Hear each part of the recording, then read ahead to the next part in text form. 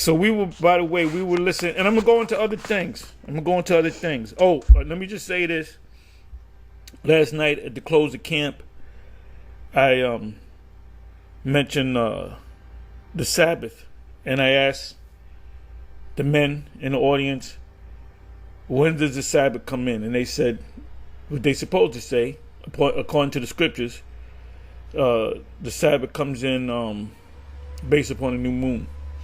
So I kind of threw it out there and said, okay, so break it down. I don't know if you guys are saying it. Maybe half of you guys believe it and you can see it, and other half can't. The brother next to you can't see it, but he's just going along with the program. He doesn't want to rock the boat, right?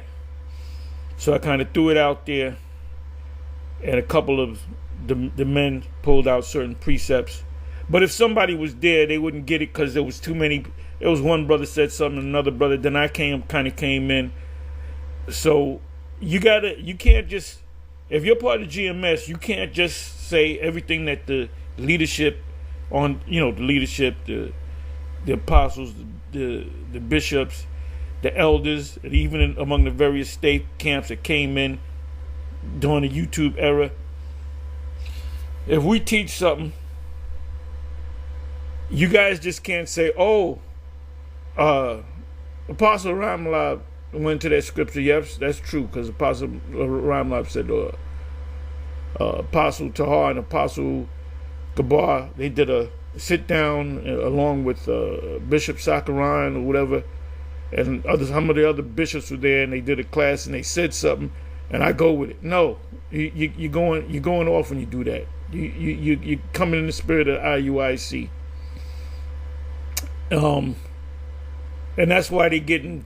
That's why, hey, the new thing we watched, listening to them last night, out there in France, some Arab police made these guys take their shoes off and socks and walk home. You ain't got no. That shit ain't never happened. Can you imagine if that happened in America? I wish it. Well, our shoes were taken off, but we were booked. But they let us keep our socks on, and they didn't. And we got locked up, and they gave us. All right. Shalom. Giving all praise, glory, and honor be to Yahweh, Bahasham, Yahweh Shai, Bahasham, Rakaha Kudash. Double honors to the beloved apostles and elders of Great Millstone, better known as GMS, who rule well, Salakia. Peace and salutations unto the hopeful elect, the tabernacle of David, beginning with the 144,000 and the rest of the men, women, and children out of the 12 tribes, whom Yahweh Bashem Yahweh Shai will ultimately have mercy upon. I'm your brother Matazabath from the branch of the Great Millstone here in Melbourne, Australia. And I wanted to do a land back off the beloved Elder Apostle Tahar, going into basically studying to show thyself approved. All right. And when he called out GMS members to, go into the breakdown dealing with the Sabbath, and stating that when it comes to teaching a particular subject, and let's say it doesn't even have to be on the Sabbath, but let's say with anything, don't just because you heard the apostles break it down that way, there's a difference. You should be able to break it down, not only the way that the apostles have taught you, but going in and adding more based upon your studies and your findings. All right. Because Salakia, the scripture says, let every man be fully persuaded in his own mind. OK. And so I wanted to use this opportunity to just go into proving that the Sabbath indeed is dictated by the new moon. All right. So I want to show you the scriptures that we use. All right. But I'm also going to show you it's a simple research if you just look things up using your due diligence. OK. Now, first and foremost, when you look up, which is what I've done, I looked up, I typed into Google, I said, if the new moon represents the first day of the month, it would also dictate which day the Sabbath would fall on. Now, AI says this. No, If the new moon represents the first day of the month, it does not inherently dictate which day the Sabbath would fall on, which that's incorrect. And we'll show you why in a minute. It says, even if the new moon is considered a holy day, the Sabbath, whether it is the seventh day of the week, and then they put Saturday, or another day of the week, is a distinct concept related to a weekly cycle of rest, not a lunar cycle, right? Now, however, let me see here if I got my Zondervan Compact Bible Dictionary and Salakia. Let me see here. Yep. Now, I'm going to turn to page, let's see, page 98. And I'm going to show you what the scholars said. All right. Because now this is why you have to be diligent and study and search. Right. Now, they said that it's not based off the lunar cycle. Now, this is from the Zondervan Compact Bible Dictionary that I'm reading in my hand at the moment. On page 98, and I'm looking at the definition of the word calendar. Now it says here, during the Bible period, time was reckoned solely on astronomical observations. It says days, months, and years were determined by the sun and the moon. And the days of the week were not named by the Jews, but were designated by ordinal numbers. Now, as you continue to drop down, it says the Israelite week had its origin in the creation account and ran consecutively irrespective of lunar or solar cycles. This was done for man's physical and spiritual warfare. So your top biblical scholars, you don't think that they would have known this history? All right. But the AI is saying that it wasn't based upon lunar. So then the next step was I went to type this in and I asked, if the Sabbath was on the seventh day of the week, why do we associate it with Saturday if the Jews did not name the days of the week? All right. It says the association of the Shabbat with Saturday arises from the seventh day observance established in Ish tradition, which is also reflected in the Hebrew language and the Christian understanding of the Shabbat. And while Ish tradition doesn't name the days of the week specifically, which we read in the Zondervan Compact Bible Dictionary because we went by ordinal numbers, which and an example of that would be day 1, day 2, day 3, so forth and so on.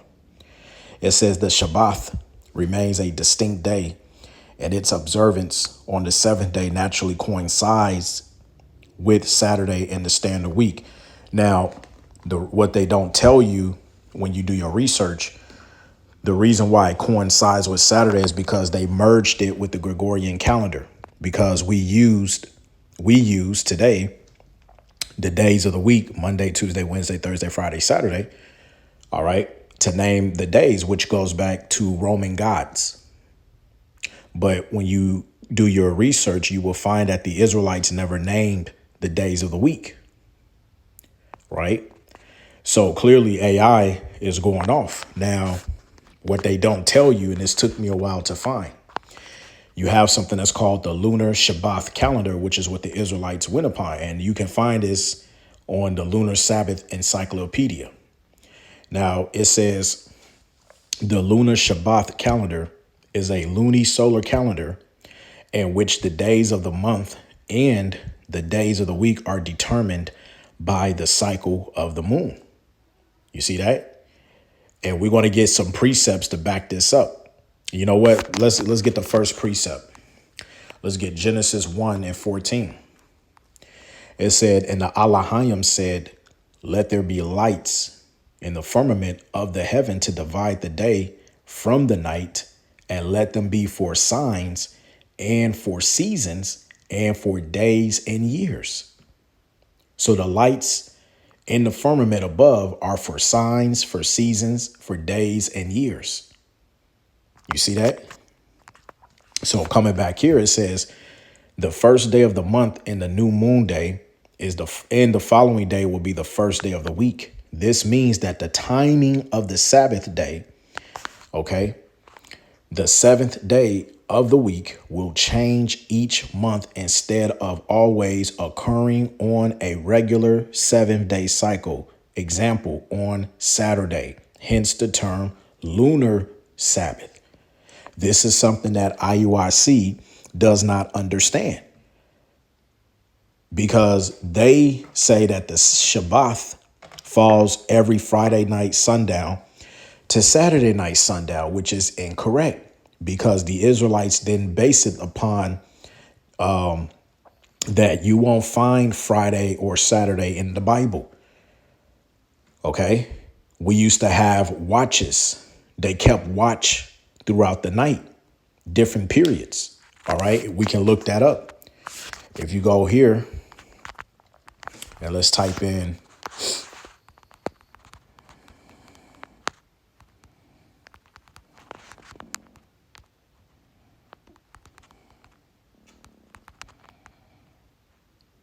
let's see here.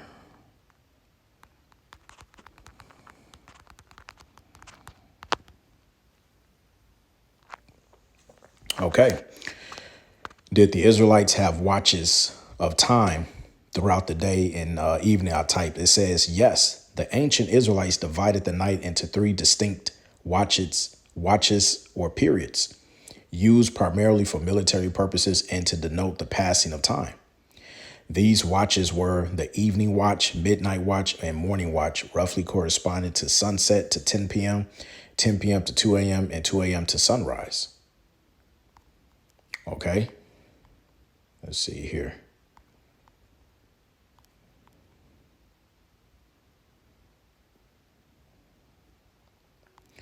How did people tell time in the Bible? In biblical times, the day started at sunset, not midnight. And you got some Israelites that said that, it will begin at midnight or it will begin at dawn. No, the day ends, all right, and starts at sunset. So say, for instance, when evening comes, Sunday evening, all right, that's it. It is the next day at evening. It's a new day. Okay. So now let's type this in to see what AI also said.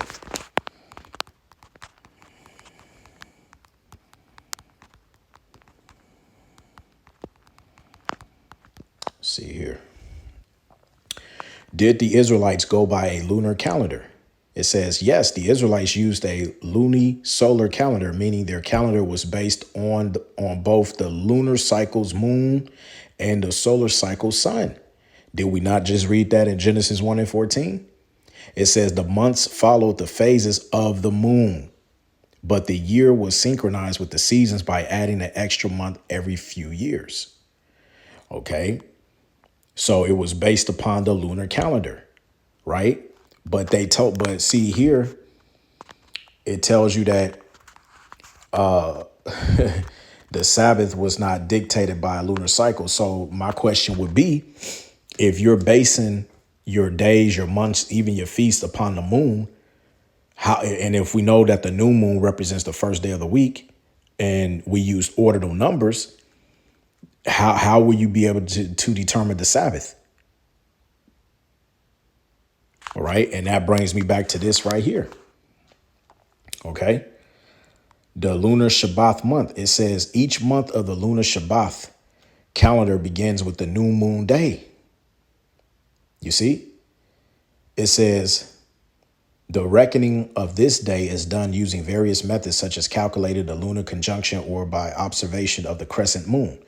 The new moon day is followed by 4 weeks that consist of 6 working days and a Shabbat.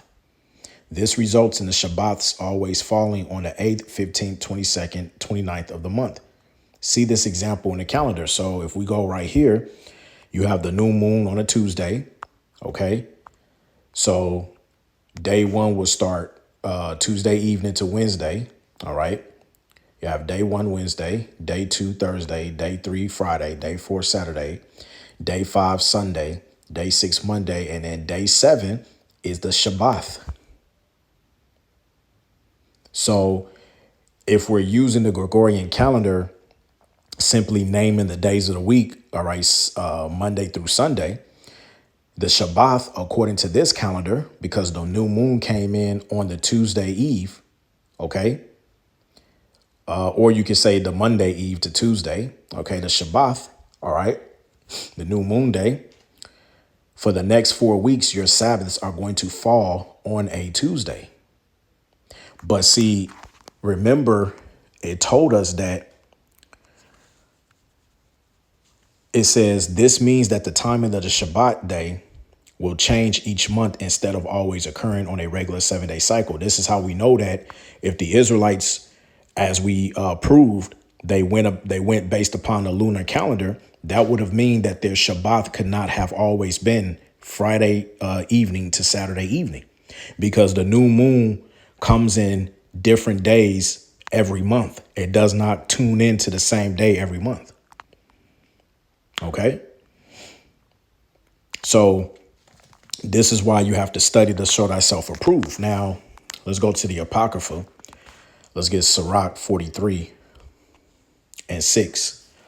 It says, he made the moon also to serve in her season for a declaration of times and a sign of the world. From the moon is the sign of feast, a light that decreaseth in her perfection. The month is called after her name, increasing wonderfully in her changing, being an instrument of the armies above, shining in the firmament of heaven. So the moon and her seasons was given for a declaration of times and a sign of the world. Okay. If you remember in the movie Castaway with Tom Hanks being stranded on the island, when his watch wasn't working because it got water from him crashing on a plane in the ocean, he looked up at the moon, and the night that he looked up in the sky, the moon was full. Now, when you look up a full moon, it'll tell you that a full moon, all right, comes in every 14th or the 15th day of the month. So that lets you know you have 2 weeks left until the next new moon. So if you ever are in a situation where you forget the date, or not so much the date, but the time, all right, you don't know what time period you are. You don't know, how far in a month you're in. If you look up at the moon, you can pretty much dictate the not only the time, but also how far you are within a month. So again, if it's a full moon, you know that, okay, let's say if it's in the center of the sky, you know it's got to be somewhere around 12 to 1 p.m. at noon.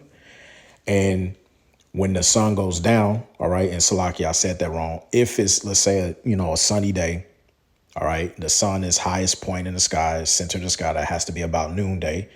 And let's sets at evening, then the moon comes out. It's a full moon, right? You know that you are halfway through the month, which means you have 2 weeks left before the end of the month and the new moon comes. All right. So the way that the Heavenly Father through his son Yahweh Shai set it up is actually beautiful, man. The ordinances are great, right? And so let me see here. Let's go to Psalms 104 and 19. It says, he appointed the moon for seasons. The sun knoweth his going down. All right. So the moon is for seasons, right? But it's also for when you go into a different translation. All right. Let me see here. NET says he made the moon to mark the months, and the sun sets according to a regular schedule. You see that? So goes back to Genesis 1. Okay. It was set for signs, days, seasons, years, etc., etc. All right. So this is why we say to people that, if you are an Israelite and you're coming into this truth, and let's say you've been worshiping the Sabbath Friday night sundown to Saturday night sundown, then you stumble across the true understanding on how the Shabbat is meant to be kept. Wouldn't you want to keep it the correct way? All right. Fearing Yahweh B'Shem Yahweh Shai. Why sit up there and just be lazy and continue to, well, I'm just going to continue celebrating Friday night, Sunday, or Saturday night, Sunday, because I just been doing it for so long. No. If you are a true man of Yahweh Shem Shai, you want to do everything right to the best of your ability, rehearsing the righteous acts. Right? Does not the scripture say that? Let's get that. Salakia. Let's get Job. Not Job. What am I talking about? Judges. Judges 5 and 11. It says, they that are delivered from the noise of the archers represents the missiles in the places of drawing water. And where do we go? A place of drawing water? America. There shall they rehearse the righteous acts of Yahweh, even the righteous acts toward the inhabitants of his villages in Israel. Then shall the people of Yahweh go down to the gates. All right. And we're currently rehearsing the righteous acts right now. OK, that's why it tells you in the New Testament that let me get that. I think that's in Colossians. Let me see. Colossians 2.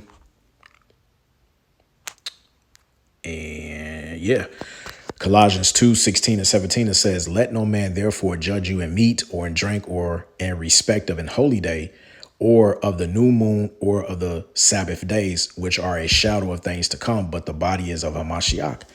All right, because we're not going to completely do it correctly on this side, being in captivity and whatnot. OK, so really, it's a shadow of what's to come in the kingdom, because when the kingdom comes, we're gonna get it right. All we doing right now is rehearsing the righteous acts, and part of rehearsing the righteous acts is what you're supposed to seek ye the old paths. Let's grab that.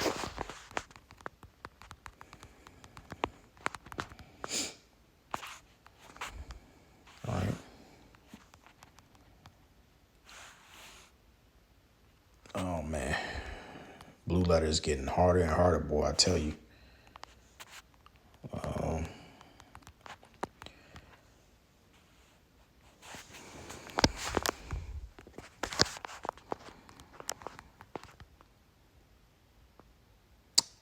Yeah, Jeremiah 6 and 16. Thus saith the Lord Yahweh, stand ye in the ways and see and ask for the old paths, where is the good way, and walk therein, and ye shall find rest for your souls. But they said, we will not walk therein. All right. We supposed to, there's also one in, what is it, Deuteronomy, let's see here, Deuteronomy 32 and 8. 32 and 7, Salaki, it says, remember the days of old, consider the years of many generations. Ask thy father, and he will show thee thy elders, and they will tell thee. All right. So we have the elders, beginning with the apostles on down, telling us the way that things used to be. It's just a matter of you taking upon yourself being diligent within your studies and looking up these things.